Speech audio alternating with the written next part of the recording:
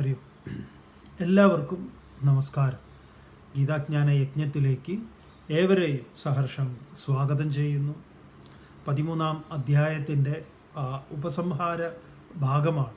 അതിൻ്റെ അവസാന ഭാഗത്താണ് നമ്മൾ എത്തി നിൽക്കുന്നത്. പ്രകൃതി പുരുഷ വിവേചനം.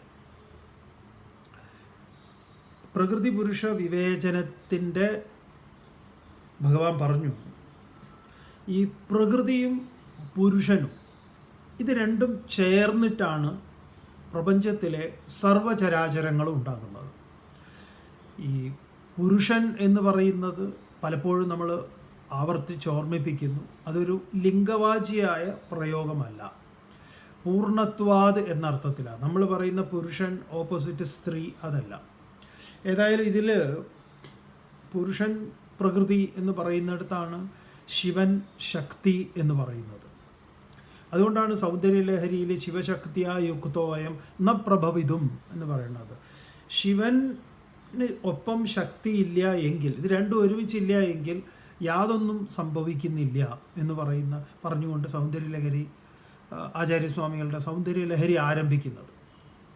അപ്പോൾ ഇവിടെ പ്രകൃതിയും പുരുഷനും ചേർന്നിട്ടാണ് ഇവിടെയുള്ള സകലതും ഉണ്ടാവുന്നത് എന്ന് പറയാം. അപ്പം ഈ രണ്ടിൻ്റെയും സങ്കലന ഭാവത്തിൽ മുഖ്യമായിട്ട് രണ്ട് അംശങ്ങളെയാണ് വേദാന്ത ശാസ്ത്രത്തിൽ ഇത് പഠിക്കുന്ന നമ്മുടെ മുന്നിലേക്ക് വരുന്നത്. അവിടെ പ്രയോഗിക്കുന്നതാണ് ജഡം ചൈതന്യം എന്നുള്ളത്. ഇതാണ് ഈ ശങ്കരാചാര്യർ മനീഷാ പഞ്ചകത്തിൽ ചണ്ടാളൻ ശങ്കരനോട് തിരിച്ചു ചോദിക്കുന്നതാണ് അതാണ് ഈ രണ്ട് കാര്യങ്ങളാണ്, ജഡവും ചൈതന്യവും. അവിടെ ചോദിക്കുന്നുണ്ടല്ലോ, കിം ബ്രൂഹി ഗച്ഛ ഗച്ഛ, എന്താ അങ്ങ് എന്നോട് മാറാൻ പറഞ്ഞത്? എതിർ ദിശയിൽ വരുന്ന ചണ്ടാളനെ കണ്ട് ശങ്കരാചാര്യർ കാശി ക്ഷേത്രത്തിലേക്ക് പോകുമ്പോൾ മാറൂ എന്ന് പറഞ്ഞ ഒരു കഥ, സന്ദർഭം. അപ്പോൾ ഈ ചണ്ടാളൻ ചോദിക്കുന്നതാ, അന്നമയാത് അന്നമയം അഥവാ ചൈതന്യമേവ ചൈതന്യാത് ഹേ ദ്വിജവര ദൂരീകർത്തും വാഞ്ചസി കിം ബ്രൂഹി ഗച്ഛ ഗച്ഛേതി. ഇതാണ് അതിലെ വിഷയം. അന്നമയം എന്ന് പറയുമ്പോൾ ഇവിടെ ഈ ജഡപ്രകൃതിയെ പറയുന്നതാണ് അന്നമയം. ഇനി അതല്ല ചൈതന്യം. ഇങ്ങനെ രണ്ട് ഓപ്ഷനാണ്. അപ്പം ജഡപ്രകൃതിയായിട്ടുള്ളതിന് സ്വയമേവ മാറാനൊന്നും സാധ്യമല്ല. ചൈതന്യമാണെങ്കിലോ ചൈതന്യമേവ ചൈതന്യം, അത് സർവത്ര എല്ലായിടത്തും ഉള്ളതാണ്. അപ്പം ഇതാണ് ആ സംഭാഷണത്തിൻ്റെ ഏറ്റവും പരമമായിട്ടുള്ള ഒരു പ്രധാനപ്പെട്ട ഒന്ന്. അല്ലാതെ ഒരാളോട് ഇത് ശങ്കരാചാര്യർ എന്നെ രചിച്ചതാണ്, അതുപോലും അറിയാതെ നമ്മൾ ശങ്കരാചാര്യരെ കുറ്റം പറയും. എങ്ങനെയുണ്ട്? ശങ്കരാചാര്യർ മനീഷാ പഞ്ചകം എന്ന് പറയുന്ന ഒരു കൃതിക്ക് ആമുഖം ചമച്ചതാണെന്ന് അറിയാത്തവർ ശങ്കരാചാര്യരെ തേരാപ്പാരാ തെറി പറയുക. അങ്ങനത്തെ വിദ്വാന്മാരൊക്കെ ഉണ്ട്. ശങ്കരാചാര്യരാണത് തുടങ്ങുന്നത്. അങ്ങനെ സഹഗൗര്യ കാശി ക്ഷേത്രം പ്രതി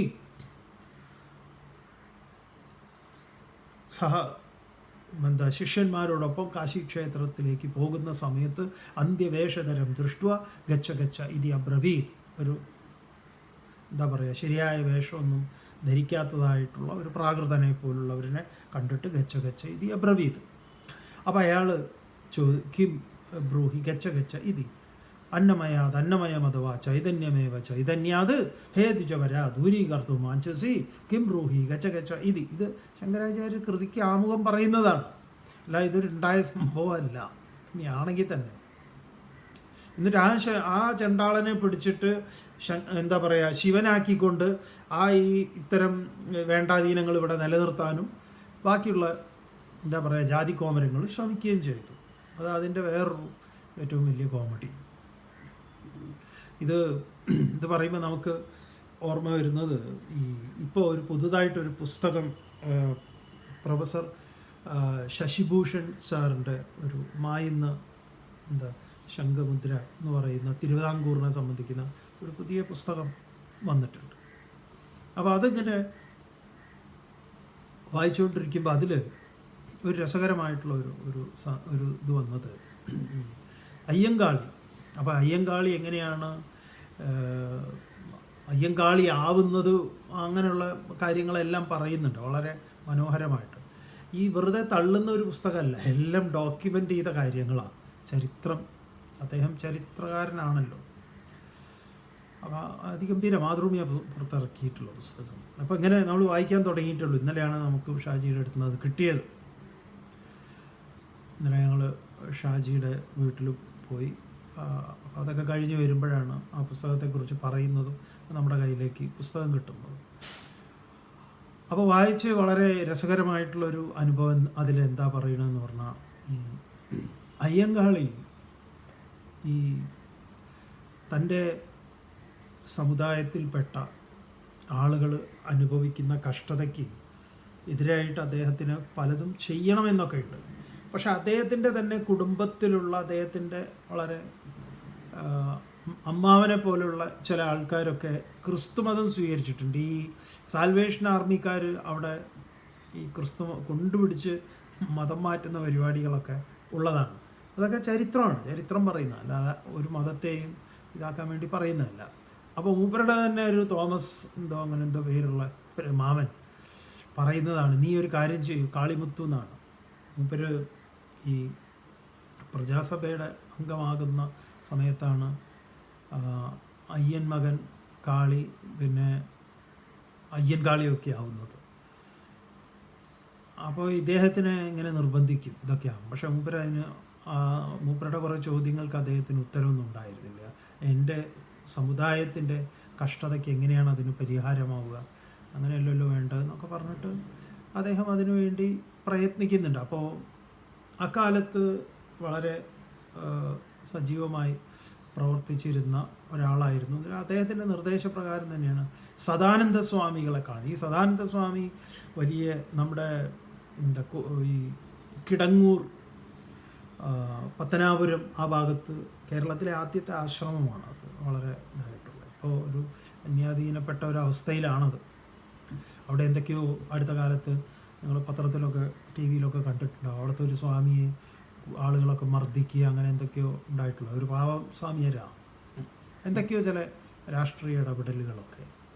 എന്തായാലും സദാനന്ദ സ്വാമികളോട് പോയിട്ട് അങ്ങയുടെ സമുദായം അനുഭവിക്കുന്ന കഷ്ടതകളെക്കുറിച്ചൊക്കെ പറഞ്ഞു.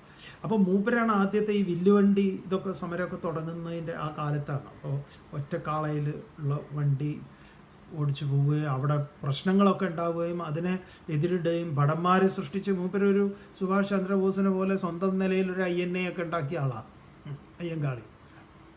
ഈ ഗുരുദേവൻ്റെ സിനിമയിൽ കുറേ കാര്യങ്ങളൊക്കെ പറയുന്നുണ്ട് അതിൽ. അപ്പോൾ എന്തായാലും ഇദ്ദേഹത്തിനോട് പറയും, സദാനന്ദ സ്വാമികളെ പോയി കണ്ടു കഴിഞ്ഞാൽ എന്തെങ്കിലും ഒരു നിർദ്ദേശം സ്വാമി വെക്കുമെന്ന് പറയുമ്പോൾ സദാനന്ദ സ്വാമികൾ ഓട് ഈ കാര്യങ്ങളൊക്കെ പറയുമ്പോൾ സ്വാമിജി പറയും, ഈ സഞ്ചാര സ്വാതന്ത്ര്യത്തിനുള്ള ഒരു എളുപ്പവഴി എന്താണെന്ന് പറഞ്ഞാൽ, നല്ല കോമഡിയാണ് കാര്യം. എന്താന്ന് പറഞ്ഞാൽ ഈ മഹാരാജാവിൻ്റെ ഈ ഫോട്ടോ ഒട്ടിച്ച പ്ലക്കാർഡ് പോലെ അത് പിടിച്ചിട്ട് നടക്കുക. നിങ്ങൾ എവിടെ നടന്നാലും ആരും ഒന്നും ചെയ്യാൻ പോകുന്നില്ല. അപ്പോൾ അത് വർക്ക് ചെയ്തു എന്നാണ് അതിൽ അദ്ദേഹം പറയണത്. അത് വർക്കൗട്ടായി. അപ്പോൾ സന്ദർഭവശാൽ ഈ ഒരു ഇൻസിഡൻറ്റ് അവിടേക്ക് പറഞ്ഞു എന്നുള്ളതേ ഉള്ളൂ. അതുപോലെയാണ് ഈ ചില കാര്യങ്ങളൊക്കെ നമ്മൾ സാധിപ്പിച്ചെടുക്കുന്നത്. ഇത് PK എന്ന് പറയുന്ന സിനിമയിൽ അമീർ ഖാൻ ചെയ്യുന്നുണ്ട്. ഈ ആളുകൾ മുഖത്തടിക്കാതിരിക്കാൻ രണ്ട് സൈഡിലും ദൈവത്തിൻ്റെ ഫോട്ടോ ഒട്ടിച്ച് വയ്ക്കും. അത് മൂപ്പർക്ക് സ്ഥിരമായിട്ട് അടി കിട്ടുന്നതാണ്, അത് ഒഴിവാക്കാൻ വേണ്ടി. അപ്പോൾ ഇവിടെ നോക്കുമ്പോൾ സരസ്വതി, ഇവിടെ നോക്കുമ്പോൾ ഗണപതി ഉണ്ട്. ഈ ബോംബെയിൽ മഹാരാഷ്ട്രയിലൊക്കെ ഇപ്പോഴും നിങ്ങൾക്ക് ഫ്ലാറ്റിൻ്റെ ഈ സാധാ വളരെ ഇതായിട്ടുള്ള വലിയ ഹൈ എൻ്റെ അല്ലാത്ത ഫ്ലാറ്റുകളുണ്ട്. ഒരുമാതിരിപ്പെട്ടവരൊക്കെ ഫ്ലാറ്റിലാണല്ലോ താമസിക്കുന്നത് മഹാരാഷ്ട്രയിൽ. ബോംബെയിൽ കുറേ കാലം നമ്മൾ ജീവിച്ചിട്ടുള്ള, അപ്പോൾ അവിടെ അറിയാം. അപ്പോൾ ഈ പാൻപരാഗ് അവിടുത്തെ ഒരുമാതിരിപ്പെട്ടവരൊക്കെ ഉപയോഗിക്കുന്ന ഒന്നാണ്. എന്നിട്ട് അത് തുപ്പുന്നത് ഒരു പ്രത്യേക കലയാണ് അവർക്ക്. ഇങ്ങനെ ഇടയ്ക്കൂടെ അങ്ങനെ കറക്റ്റായിട്ടൊക്കെ തുപ്പും. അപ്പോൾ ഈ സ്റ്റെയർ കേസ് കയറി പോകുന്ന കോർണറിലെല്ലാം, ലിഫ്റ്റിൻ്റെ കോർണറിൽ, സകല കോർണറിലും ഈ തുപ്പിയിട്ടതിൻ്റെ ഒരു ഭയാനകമായ ഒരു ചിത്രമുണ്ട്. അപ്പോൾ അതൊരു വല്ലാത്തൊരു പ്രശ്നമാണത്. അപ്പോൾ അത് ഒഴിവാക്കാൻ വേണ്ടിയിട്ട് ഈ ഫ്ലാറ്റിൻ്റെ ആളുകളും അവിടുത്തെ കമ്മ്യൂണിറ്റിയിലുള്ളവർ ചെയ്യുന്ന എന്താന്ന് പറഞ്ഞു കഴിഞ്ഞാൽ, ഈ എല്ലാ മതത്തിൻ്റെയും സിമ്പലുകൾ അവിടെ, യേശുദേവനും ഈ ഗണപതി സരസ്വതി, പിന്നെ ഒരു പള്ളിയുടേതായിട്ടുള്ള എന്തെങ്കിലുമൊക്കെ ഒരു എന്താ പറയുക അടയാളങ്ങളൊക്കെ ഉള്ള, കാരണം പല ആൾക്കാരും ഉണ്ടല്ലോ. അപ്പോൾ അത് ഒഴിവാക്കാൻ വേണ്ടി അവരങ്ങനെ ഒട്ടിച്ചു വെച്ചിട്ടുണ്ട്. നല്ല ടൈൽ, ആ പണി ചെയ്യുമ്പോൾ തന്നെ നല്ല ടൈൽ, ലിഫ്റ്റിലും അവിടെ ഇവിടെയൊക്കെ. അപ്പോൾ പിന്നെ എന്താന്ന് പറഞ്ഞാൽ അവിടേക്ക് തുപ്പാനൊരു ധൈര്യമില്ല. ഇത്ര മണ്ടന്മാരാണ് ശരിക്കും പറഞ്ഞാൽ. എന്തായാലും അത് ഒട്ടിച്ച് ആ ടൈല് കണ്ടിട്ട് കുറച്ചെങ്കിലും വിവേകം വരുന്നുണ്ട്. ടൈൽ ഇല്ലാതിരിക്കുമ്പോഴും എല്ലാം ഈശ്വരനാണ് എന്നുള്ള വിവേകം ഉണ്ടായാൽ ഇങ്ങനെ വൃത്തികേടാക്കരുതെന്ന് തോന്നി. ഈ ഇത് എന്താ സമം പശ്യൻ ഹി സർവത്ര ബോധിച്ചു കഴിഞ്ഞാൽ അതിൻ്റെ ആവശ്യമില്ല. ഏതായാലും ഇങ്ങനെ കുറച്ച് എന്തെങ്കിലുമൊക്കെ ഉണ്ടാവുന്നത് നല്ലതാണ്. ഈ കോർണറിൽ എവിടെയെങ്കിലുമൊക്കെ മൂത്രമൊഴിക്കുക, അതുകൊണ്ട് ഈ മൂത്രമൊഴിക്കുന്നിടത്തൊക്കെ കൊണ്ടുപോയിട്ട് ഇങ്ങനെ വയ്ക്കും. നമുക്ക് ഈ തരം സ്ഥലങ്ങളിൽ കാണാം.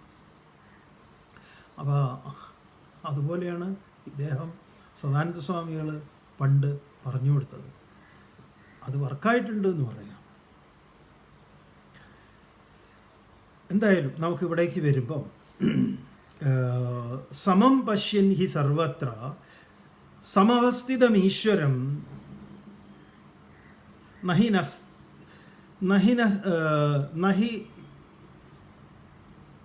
നഹിനസ്ത്യാത്മനാത്മാനം തതോ യാതി പരാം ഗതിം. സർവത്ര സമം സമവസ്ഥിതം ഈശ്വരം പശ്യൻ എന്നാണ് നമ്മൾ ചർച്ച ചെയ്തത്.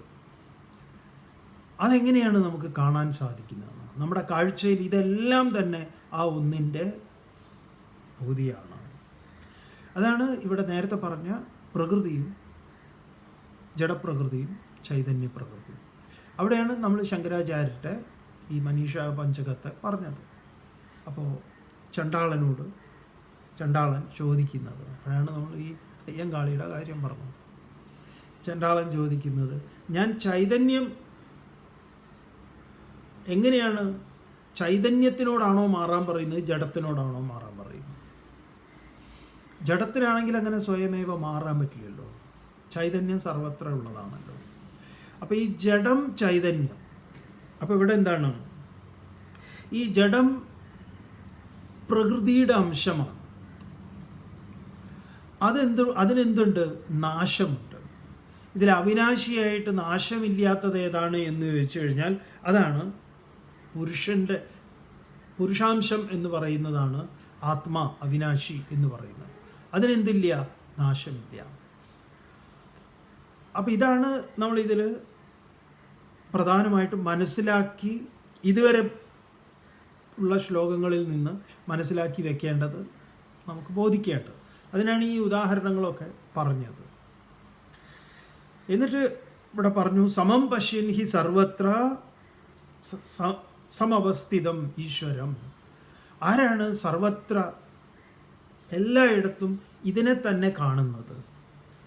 അവൻ പരാം ഗതിം യാതി, പരമമായ ഗതിയെ പ്രാപിക്കുന്നു. അതിനെ സംബന്ധിച്ച് ഒരു അധോഗതി ഉണ്ടാവില്ല എന്ന് പറയാം. തുടർന്ന് 30-ാമത്തെ ശ്ലോകത്തിൽ, 13-ാം അധ്യായത്തിൽ 30-ാമത്തെ ശ്ലോകത്തിൽ ഭഗവാൻ പറയുന്നു, പ്രകൃത്യൈവ ച കർമാണി ക്രിയമാണാനി സർവശഃ യപശ്യതി തഥാത്മാനം അകർത്താരം സ പശ്യതി. പ്രധാനപ്പെട്ടതാണ്, ഈ അധ്യായത്തിലെ പ്രധാനപ്പെട്ട ഒരു ശ്ലോകമാണ്. പ്രകൃത്യ ഏവ ച കർമാണി ക്രിയമാണാനി സർവശഃ യഹ പശ്യതി തഥാ ആത്മാനം അകർത്താരം സ പശ്യതി. വീണ്ടും ആരാണ് കാണുന്നത്? ആരാണ് കാണാത്തത്? കാണേണ്ട രീതിയിൽ കാണാത്തവൻ. അതിനെയാണ് ഈ അന്ധത എന്ന് പറയുന്നത്, പ്രജ്ഞാമാന്ദ്യം. അതാണ് അന്ധത. സർവശഃ കർമാണി എല്ലാ പ്രകാരത്തിലുമുള്ള കർമ്മങ്ങൾ പ്രകൃത്യാ ഏവ ക്രിയമാണാനി. പ്രകൃത്യാ ഏവ, അത് പ്രകൃതിയാൽ തന്നെ ചെയ്യപ്പെടുന്നതാണ്. അതുകൊണ്ട് തഥാ ആത്മാനം, അതുകൊണ്ട് തന്നെ തഥാ അപ്രകാരം ആത്മാനം അകർത്താരം, ആത്മാവ് എന്താണ്? അകർത്താവാണ്. ഇതിനൊന്നും കർത്താവല്ല, ചെയ്യുന്ന ആളല്ല എന്ന് യഹ പശ്യതേ, ആരറിയുന്നു? ഇലക്ട്രിസിറ്റിയുടെ സാന്നിധ്യത്തിൽ എന്തുണ്ടാവുന്നു? ചൂട്, തണുപ്പ്, കാറ്റ്, വെളിച്ചം. ഇലക്ട്രിസിറ്റി ചൂടും തണുപ്പും കാറ്റും വെളിച്ചമാണോ? അല്ല.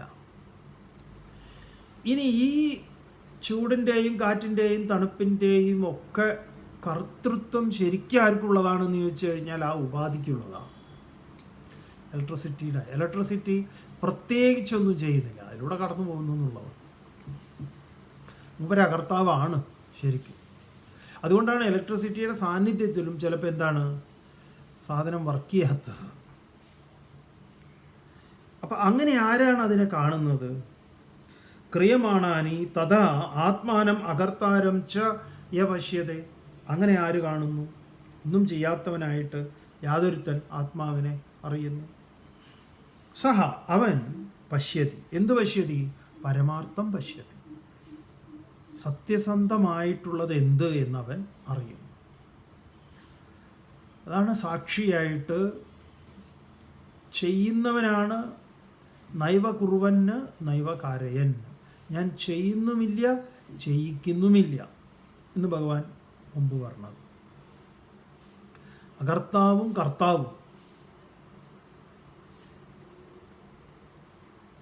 തുടർന്ന് പറയാണ്, യഥാ ഭൂതപൃഥക് ഭാവം ഏകസ്തം അനുപശ്യതി തദ ഏവ ച വിസ്താരം ബ്രഹ്മസമ്പദ്ധ്യതേ തദാ. യഥാ ഭൂതപൃഥക് ഭാവം ഏകസ്തം അനുപശ്യതി തദ ഏവ ച വിസ്താരം ബ്രഹ്മ സമ്പദ്ധ്യതേ തഥാ. എന്താണ്? യഥാ ഭൂതപൃഥക് ഭാവ, ഭൂതപൃഥക് ഭാവം ഭൂതപൃഥക് ഭാവം ഏകസ്തം, ഭൂതങ്ങളുടെ പൃഥക് എന്ന് പറഞ്ഞു കഴിഞ്ഞാൽ വെവ്വേറെ, ഭൂതങ്ങളുടെ വെവ്വേറെയുള്ള ഭാവം. ഭൂതങ്ങൾക്ക് വെവ്വേറെയുള്ള ഭാവമുണ്ട്, നമ്മൾ മനസ്സിലാക്കിയിട്ടുണ്ട്. ഓരോ ഭൂതത്തിനും പഞ്ചീകരിക്കപ്പെട്ട അവസ്ഥയുണ്ട്, പഞ്ചീകരിക്കപ്പെടാത്ത അവസ്ഥയുണ്ട്. പഞ്ചീകരിക്കാത്ത അവസ്ഥയിലാണ് ഈ തന്മാത്ര എന്ന് പറയുന്നത്. അതുമാത്രം ആകാശം മാത്രം. എന്നാൽ പഞ്ചീകരിക്കപ്പെട്ട ആകാശമുണ്ട്. ആ പഞ്ചീകരിക്കപ്പെട്ട ആകാശത്തിലേക്ക് വരുന്നത് ആകാശം എന്ന് പറയുന്ന ഭൂതത്തിൻ്റെ അർദ്ധഭാഗം മാത്രമേ ആകാശം ഉണ്ടാവുന്നുള്ളൂ. ബാക്കിയുള്ള അർദ്ധഭാഗത്തിൽ ഈ മറ്റ് 4 ഭൂതങ്ങളാണ്: വായു, അഗ്നി, ജലം, ഭൂമി. ഇങ്ങനെ ഓരോ ഭൂതങ്ങൾക്കും, അതാണ് പഞ്ചീകൃത പഞ്ചമഹാഭൂതം എന്ന് പറയാം. മറ്റേതോ അപഞ്ചീകൃത പഞ്ചമഹാഭൂതം. അങ്ങനെ ഈ ഭൂതങ്ങൾക്ക് തന്നെ ആകാശം, വായു, അഗ്നി, ജലം എന്ന ഭാവവും അതിൽ പഞ്ചീകൃതവും അപഞ്ചീകൃതവുമായിട്ടുള്ള ഭാവവും അതുപോലെ തന്നെ സാത്വിക, രാജസിക, താമസികമായിട്ടുള്ള ഭാവവും. ഇതൊക്കെ എന്താണ്? ഭൂതപൃഥക് ഭാവം ഏകസ്തം. അത് ശരിക്കും പറഞ്ഞാൽ ഒന്നിൽ നിന്നാണ് ഇതെല്ലാം, ഈ വേർതിരിവുകളൊക്കെ ഉണ്ടായിട്ടുള്ളത്. അതുകൊണ്ടാണ് ഒന്നായ നിന്നയിഹ രണ്ടെന്നു കണ്ടളവിലുണ്ടായ ബധ ഉണ്ടാവതല്ല. പിന്നെ വേണ്ടത് എന്താ? പണ്ടേ കണക്കിന് ബോധിക്കാനാണ്. ഈ ഒന്നിനെ രണ്ടായി കണ്ടത് വലിയ അബദ്ധമായി. ഇനി എന്താ? ആ ഒന്നായിട്ട് കാണണം. അതിനെ ഇവിടെ പറയുന്നത്. അപ്പം ഈ കാണുന്ന ഭൂതങ്ങളുടെ വൈവിധ്യങ്ങളും അതുകൊണ്ടാണ് ഏതസ്മാത് ആകാശ സംഭൂത ആകാശാത് വായു വായുരഗ്നി. എങ്ങനെ ഈ വായു നിന്ന് അഗ്നി എന്നൊക്കെ ചോദിക്കുന്നുണ്ട്, അഗ്നി നിന്ന് ജലം എന്നൊക്കെ. നമ്മൾ സയൻസ് ക്ലാസ്സിൽ പഠിക്കുന്നില്ലേ എന്താ ഈ സാധനങ്ങളൊക്കെ?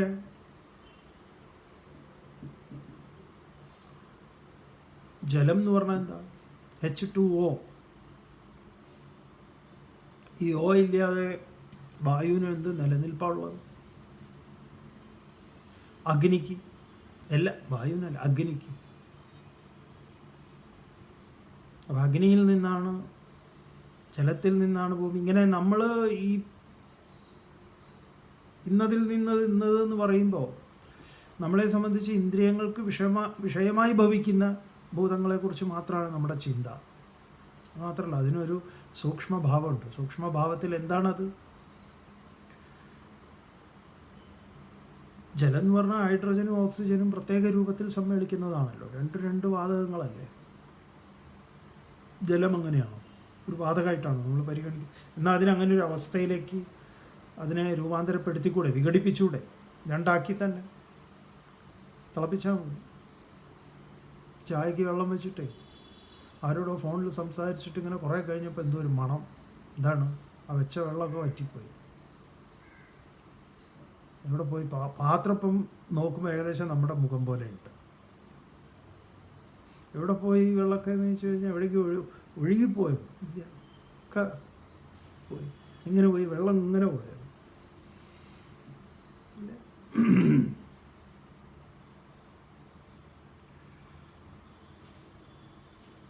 അപ്പം ഈ ഭൂതങ്ങളുടെ പൃഥക് ഭാവങ്ങൾ,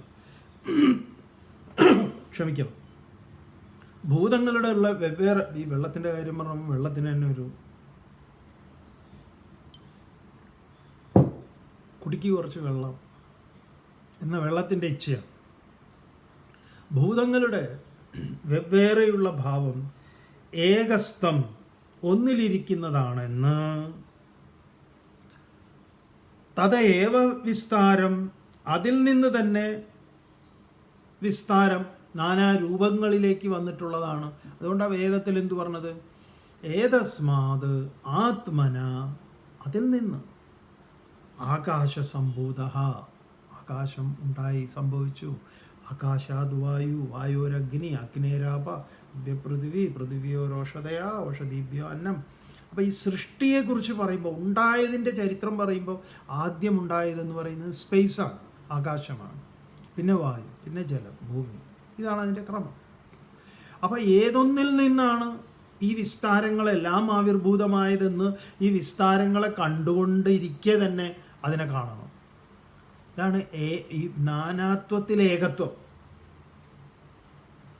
നമ്മൾ ഈ നാനാത്വത്തിൽ ഏകത്വം എന്നൊക്കെ പറഞ്ഞാൽ ഹിന്ദു, മുസൽമാൻ, ക്രിസ്ത്യാനി, ഇങ്ങനെ സിഖ്, ഇവരിലൊക്കെ നമ്മൾ പറഞ്ഞോളൂ, കുഴപ്പമൊന്നുമില്ല. പക്ഷേ ഈ ഫിലോസഫി പറയുന്നത് ഇവിടെയാണ്. അല്ലാതെ അവിടെ നമ്മളുണ്ടാക്കിയ ഏടാകൂടങ്ങളെക്കുറിച്ചല്ല, പ്രകൃതിയിൽ തന്നെയുള്ള വൈവിധ്യങ്ങളെ ചൂണ്ടിയിട്ടാണ് ഈ സത്യം പറയാൻ ഉപയോഗിക്കുന്നത്.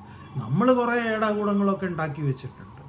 അത് രാജ്യത്തിൻ്റെ അതിർത്തികൾ ഉണ്ടാക്കിയിട്ടുണ്ട്, അങ്ങനെ പലതുമുണ്ട്. ഇതെല്ലാം എന്താണെന്ന് പറഞ്ഞു കഴിഞ്ഞാൽ, ഈ ദർശനം കിട്ടിയത് എങ്ങനെ ഉണ്ടാവും എന്ന് ചോദിച്ചാൽ, നമ്മുടെ എല്ലാ അതിർവരമ്പുകളും വലിയൊരു എന്താ പറയുക, ഏക്കർ കണക്കിനുള്ള പാടം അങ്ങനെ ഉണ്ടല്ലോ. കുട്ടനാടിലും പാലക്കാടിലും അവിടെ ഇവിടെയൊക്കെ പോയാൽ കാണാം ഏക്കർ കണക്കിനുള്ള പാടം, നെൽപ്പാടം. ഈ പാടം ഇങ്ങനെ വിത്ത് ഇങ്ങനെ കള പൂട്ടിയൊക്കെ ഇങ്ങനെ ലെവലാക്കി ഇട്ടിട്ട് ഇങ്ങനെ മുളപ്പിച്ചിട്ടിട്ട് ഇങ്ങനെ ചെറിയ നെൽച്ചെടി നിറയെ, പിന്നെ പറിച്ച് നടലൊന്നും നടന്നിട്ടില്ല. അപ്പം അങ്ങനെ കിടക്കുക. അതെങ്ങനെയാണ് കിടക്കുന്നത് എന്ന് ചോദിച്ചു കഴിഞ്ഞാൽ, ഒരു 100 ഏക്കറാണെങ്കിൽ അത് ഈ കടൽ പോലെ ഇങ്ങനെ 100 ഏക്കർ ഇങ്ങനെ കിടക്കുകയാണോ? അല്ല, അതിൽ ചെറിയ എന്തുണ്ട്, വരമ്പുകളുണ്ട്. ചെറിയ ചെറിയ കഷ്ണങ്ങളായിട്ട് ഇങ്ങനെ പല ഡിസൈൻ എന്ന് പറഞ്ഞാൽ വളവും ചെരിവും ചിലപ്പോൾ പലരുടെ ആയിരിക്കും. ആരും വലിയ മതിലൊന്നും കെട്ടാറില്ല. ഓരോ ഓണറുടെ തന്നെ അവരെന്ത് ചെയ്യും, ഇങ്ങനെ കളം തിരിച്ചിട്ടാണ് അതിലേക്കാണ് വെള്ളം കയറ്റി വിടുന്നതും. അതിനെയൊക്കെ ചില കണ്ടം അവർ പറയും, ഇത് ഇപ്രാവശ്യം എന്താണ് അതിലിറക്കുന്നില്ല, അതിനെ മാറ്റി ഇട്ടിരിക്കണം. അപ്പോൾ ചുരുക്കി പറഞ്ഞാൽ ഈ ഒരു വലിയ ഭൂപ്രദേശത്തിൽ തന്നെ പല പല ചെറിയ ചെറിയ അതിരുകൾ കാണാം. ഈ അതിരുകൾ വളരെ ദൂരെ നിന്ന് നോക്കുന്ന ഒരാളെ സംബന്ധിച്ച് യഥാർത്ഥത്തിൽ ഈ അതിരുകൾ ഉണ്ടോ? അവിടെ ഇല്ല. അത് ആ മണ്ണ് തന്നെയാണ്. മണ്ണ് തൽക്കാലം ഒരു ഷേപ്പായി നിൽക്കുന്നതാണ്. ഇതുപോലെയാണ് പ്രപഞ്ചത്തിലെ സകല ഘടകങ്ങളും. ഭൂത പൃഥഗ്ഭാവം ഏകസ്ഥം തത ഏവ വിസ്താരം ച, അങ്ങനെ നാനാരൂപമായിരിക്കുന്നതും ച യഥാ അനുപശ്യതി, എപ്പോഴാണ് ഒരാൾ കാണുന്നത്? മുമ്പ് ഭഗവാൻ ഇതിന് സമാനമായ വേറൊരാശയം പറഞ്ഞു. എന്താണ്? 3-ാം അധ്യായത്തിൽ ചലനത്തിൽ ചലനമില്ലായ്മയും ചലനമില്ലായ്മയിൽ ചലനവും ആര് കാണുന്നു? സപശ്യതി, അവൻ കാണുന്നു. യപശ്യതി സപശ്യതി. അപ്പോൾ കർമ്മമയമായ ഈ പ്രപഞ്ചത്തിൽ കർമ്മമില്ലായ്മയെ ആര് കാണും? കർമ്മമില്ലായ്മയിൽ കർമ്മത്തെ ആര് കാണും?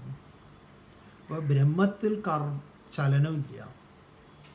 അപ്പോൾ ഈ ചലിച്ചുകൊണ്ടിരിക്കുന്ന ഈ വിശ്വത്തിൽ ചലനമില്ലായ്മ ആധാരമായിട്ടുള്ള അതിനെ ആരാണ് കാണുന്നത്? ആശയം മുമ്പ് അങ്ങനെ ആ രൂപത്തിൽ പറയപ്പെട്ടിട്ടുള്ളതാണ് 3-ാം അധ്യായത്തിൽ. ഇവിടെ വീണ്ടും പറയുന്നു, ഭൂതപൃഥഗ്ഭാവം ഏകസ്ഥം തത ഏവ വിസ്താരം ച യഥാ അനുപശ്യതി തഥാ ബ്രഹ്മ സമ്പദ്യതേ. എപ്പോഴാണ് ഒരാൾക്ക് അങ്ങനെ കാണാൻ സാധിക്കുന്നത്? അവനെ സംബന്ധിച്ച് ബ്രഹ്മം എന്താണ് എന്നത് ബോധ്യപ്പെടുന്നു. അപ്പോൾ ഈ ബ്രഹ്മ സാക്ഷാത്കാരം, സത്യസാക്ഷാത്കാരം, ആത്മസാക്ഷാത്കാരം എന്ന് പറയുന്നത് എല്ലാ അതിരുകളും അസ്തമിക്കുന്നതാണ്. എല്ലാ അതിരുകളും. പിന്നെ അവിടെ വേലിക്കെട്ടുകളൊന്നുമില്ല. ഒരാൾ തീർക്കുന്ന വേലിക്കെട്ടുകൾക്കും അവിടെ നിലനിൽപ്പുമില്ല. തുടർന്ന് പറയുന്നു, അനാദിത്വാത് നിർഗുണത്വാത് പരമാത്മായമവ്യയഃ ശരീരസ്ഥോപി കൗന്ദേയ ന കരോതി ന ലിപ്യതേ. ഇതും ഈ ആശയത്തെ കൂടുതൽ അരക്കിട്ടുറപ്പിക്കുകയാണ് ഭഗവാൻ. എന്താണ് പറയുന്നത്? ഹേ കൗന്ദേയ, അല്ലയോ കുന്തിപുത്ര, അനാദിത്വാത്, ഇത് തുടക്കവും ഒടുക്കവും അങ്ങനെ ഒരു കൃത്യമായ കാലനിർണയം നടത്താൻ പറ്റാത്തതായതുകൊണ്ട് തന്നെ, തുടക്കവും ഒടുക്കവും ഇല്ലാത്തതായതുകൊണ്ട്, അനാദിത്വാത് ആദിയില്ലായ്മ എന്നുള്ളത് കൊണ്ടും, നിർഗുണത്വാത് ഇതിന് യാതൊരു തരത്തിലുള്ള ഗുണ സംബന്ധവുമില്ല, അതുകൊണ്ട് നിർഗുണത്വാത് ഗുണരാഹിത്യം കൊണ്ടും, അവ്യയ അതേപോലെ ഇതെന്താണ്? അച്യുത അവ്യയ, നാശമില്ലാത്തതാണ്, ച്യുതിരഹിതനാണ്, നാശമില്ലാത്ത അയം ആത്മാ, ഈ ആത്മാ ശരീരസ്ഥ അപി ന കരോതി, അവൻ ശരീരത്തിൽ ഇരിക്കുന്നവനാണെങ്കിലും ന കരോതി, അവനൊന്നും ചെയ്യുന്നില്ല. ഇതാണ് മൂപ്പരുടെ പരിപാടി. ഉഗ്രൻ ഒബ്സർവറാണ്. ഒന്നും എന്തായി ചെയ്യാൻ തുടങ്ങിയ ആകെ പ്രശ്നമായി പോകും. അതുകൊണ്ടാണ് ഒന്നും ചെയ്യുന്നില്ല. ന കരോതി ന ലിപ്യതേ, അതുകൊണ്ട് തന്നെ ഒന്നിനാലും ലേപനം ചെയ്യിക്കപ്പെടുന്നില്ല, ബന്ധിക്കപ്പെടുന്നില്ല. ഇതൊക്കെ ചെയ്താൽ മൂപ്പർക്ക് ബന്ധനം ഉണ്ടാവും. അതുകൊണ്ട് ഇവനൊന്നും ചെയ്യുന്നുമില്ല. ഇവരെന്താണ്? അതുകൊണ്ടാണ് ചിലരെക്കുറിച്ച് പറയാറെന്താ, ഇയാളൊരു നിർഗുണ പരബ്രഹ്മമാണ് എന്ന് പറഞ്ഞാൽ ഒരു പരിപാടി മൂപ്പര് ചെയ്യൂല, ഒന്നും മൂപ്പർക്ക് പറ്റില്ല. മൂപ്പരവിടെ മിണ്ടാതെ ഇങ്ങനെ അവിടെ ഇരിക്കും. നിങ്ങൾ പോയി വരിക, ഞാൻ അവിടെ ഉണ്ടാവും. അച്ഛന് കഴിക്കാനുള്ളതൊക്കെ അത് കുഴപ്പമില്ല, ഞാൻ എടുത്ത് കഴിച്ചോളാം. ഒന്ന് ചൂടാക്കിയേക്കണം, അതൊന്നും കുഴപ്പമില്ലാന്നേ. മൂപ്പര് ചൂടാക്കുക എന്തൊക്കെയൊക്കെ ചെയ്തോളൂ, ഒന്നും പ്രശ്നമില്ല. അച്ഛാ അതൊക്കെ അവിടെ ഉണ്ട്, ഇവിടെ ഉണ്ട്. ഏത് അതൊക്കെ അവിടെ തന്നെ ഉണ്ടാവും. മൂപ്പർക്ക് എന്താണോ തോന്നിയാൽ കഴിക്കും, ഇല്ലെങ്കിലില്ല. അങ്ങനെയുള്ള ചില ആളുകളെ കുറിച്ച് ചിലർ പറയാറുണ്ട്, എന്താണെന്നറിയോ, ഇയാളൊരു നിർഗുണ പരബ്രഹ്മമാണെന്ന് പറയും. അപ്പോൾ ആർക്കും ഒരു ദോഷവും ചെയ്യുന്നില്ല, മൂപ്പരൊരു നിലപാടാകും. അങ്ങനെ അവിടെ ഇരിക്കും. ചിലപ്പോൾ എന്തെങ്കിലും വായിക്കും, ഇല്ലെങ്കിലില്ല. അവർക്ക് ഒരു സ്ഥിരം കസേരയുണ്ട്, ഒരു പൊസിഷനും ഉണ്ട്, അതിലങ്ങനെ ഇരിക്കും. കുറേ ആൾക്കാരുണ്ട്, നിങ്ങൾക്കൊക്കെ പരിചയം ഉണ്ടാവുമല്ലോ, ചിലർ നിർഗുണ പരബ്രഹ്മം എന്ന് പറയുന്നത്. ചിലരൊക്കെ ചില കമ്മിറ്റിയിലുണ്ട്, അങ്ങനെ ഇരിക്കുക അവിടെ വന്നിട്ട്, അത്രയേ ഉള്ളൂ. അതുകൊണ്ട് ഒന്നിനാലും ബാധിക്കപ്പെടുന്നില്ല. തുടർന്ന് യഥാ സർവഗതം സൗക്ഷ്മ്യാത് ആകാശം നോപലിപ്യത്തെ സർവത്രാവസ്ഥിതോ ദേഹേ തഥാത്മാ നോപലിപ്യതേ. എങ്ങനെയാണ് ഇവൻ നമ്മുടെ ശരീരത്തിലും ഒരു തരത്തിലും ലേപനം ചെയ്യാതെ ഒന്നിനാലും ബന്ധിക്കപ്പെടാതെ നിലകൊള്ളുന്നത് എന്നുള്ള രഹസ്യം പറയുകയാണ്. ഉദാഹരണ സഹിതം ദൃഷ്ടാന്തം വയ്ക്കുക നമ്മുടെ മുന്നിൽ. യഥാ സർവഗതം സൗക്ഷ്മ്യാത് ആകാശം ന ഉപലിപ്യതേ. സർവഗതം ആകാശം സൗക്ഷ്മ്യാത്. ആകാശം അതിൻ്റെ വ്യാപ്തി എന്ന് പറഞ്ഞാൽ അനന്തമാണ്. അത് സൗക്ഷ്മ്യാത് അതിൻ്റെ സൂക്ഷ്മഭാവം ഹേതുവായി തന്നെ യഥാ ന ഉപലിപ്യതേ, ഒന്നിനാലും ബാധിക്കപ്പെടുന്നില്ല. ആകാശം എന്ന് പറഞ്ഞാൽ സ്പേസ്. അതിൽ വായുവിൻ്റെ സുഗന്ധമോ ദുർഗന്ധമോ ഇതൊന്നും അതിനെ സംബന്ധിച്ച് വിഷയമല്ല. അത് വായുവിൻ്റെ ധർമ്മം. അത് സുഗന്ധപൂരിതമായതുണ്ടാവും, ദുർഗന്ധപൂരിതമായതുണ്ടാവും, അതിങ്ങനെ അങ്ങോട്ടും ഇങ്ങോട്ടൊക്കെ പോയിക്കൊണ്ടിരിക്കും. ആകാശം അതിനാൽ അതിനെ ലേപനം ചെയ്യിക്കുന്നില്ല. ആകാശം ടോട്ടലി ഡിറ്റാച്ച്ഡ് ആണ് ഇതിൽ നിന്നെല്ലാം, സ്പേസാണ്. അതെങ്ങനെയാണ്? ഒന്നിനാലും ന ഉപലിപ്യതേ. അതുപോലെ സർവത്ര ദേഹേ അവസ്ഥിത ആത്മാ, സർവഗതനായിരിക്കുന്ന ദേഹത്തിലും സർവഗതനായിരിക്കുന്ന ആത്മാ ന ഉപലിപ്യതേ, ഒന്നിനാലും ബാധിക്കപ്പെടുന്നില്ല. ആകാശത്തിലിരിക്കുന്ന ഓരോന്ന് അവിടെ ഇരുന്ന് എണീറ്റ് പോയി കഴിഞ്ഞു. ആകാശം ആകാശം എന്ന് പറഞ്ഞാൽ ഒരു മുകളിലേക്ക് എന്നല്ല, സ്പേസാണ്. നമ്മുടെ ശരീരത്തിൻ്റെ ഉള്ളിലും എല്ലായിടത്തും സർവത്ര ഉണ്ടല്ലോ.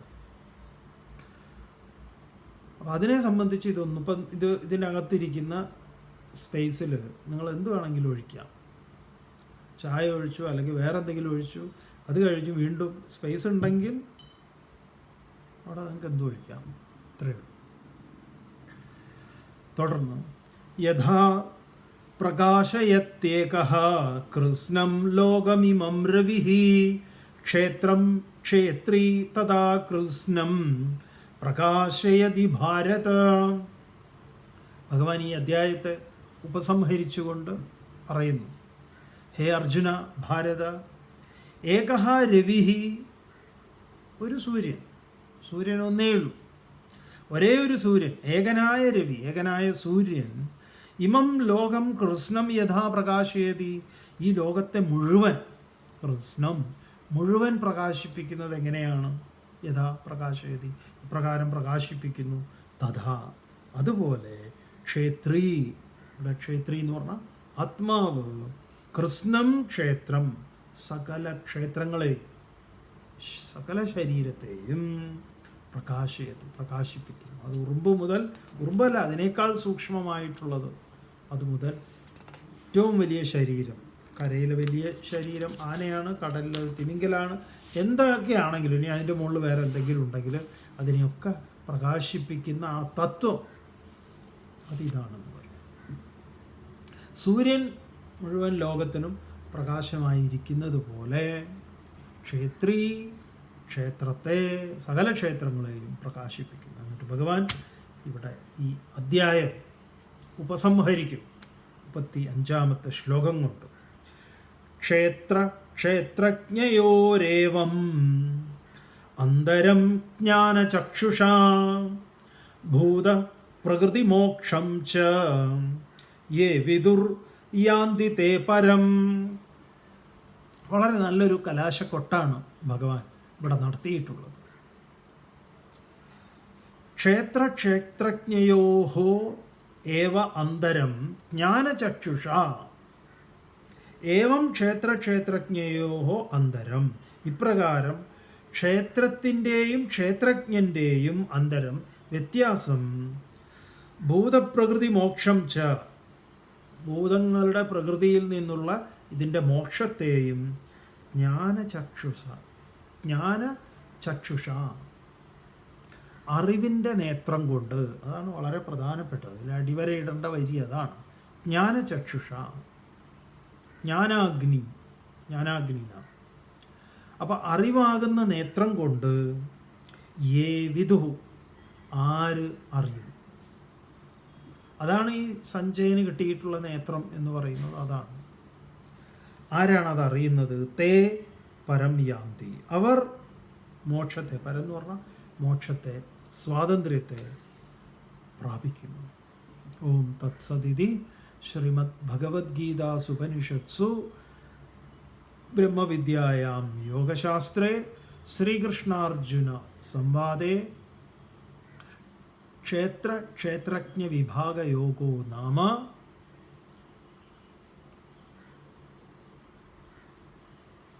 ആയിട്ടുള്ള അധ്യായം സമാപ്തം. ത്രയോദശോധ്യായ സമാപ്തം. 13-ാം അധ്യായം സമാപിക്കുന്നു. ഇനി 14-ാം അധ്യായം ഗുണത്രയ വിഭാഗയോഗം. മനോഹരമാണ്. സത്വഗുണം, രജോ ഗുണം, തമോ ഗുണം, എങ്ങനെയാണ് അതൊക്കെ നമ്മളിൽ ഇരിക്കുന്നത്, ആ ഗുണപ്രകൃതത്തെ വിസ്തരിക്കുന്നതൊക്കെ ഫുൾ കോമഡിയാണ്. നമുക്കത് നാളെ കാണാം. ഓം പൂർണ്ണമദഃ പൂർണ്ണമിദം പൂർണ്ണാത് പൂർണ്ണമുദച്യതേ പൂർണ്ണസ്യ പൂർണ്ണമാദായ പൂർണ്ണമേവാവശിഷ്യതേ. ഓം ശാന്തി ശാന്തി ശാന്തി.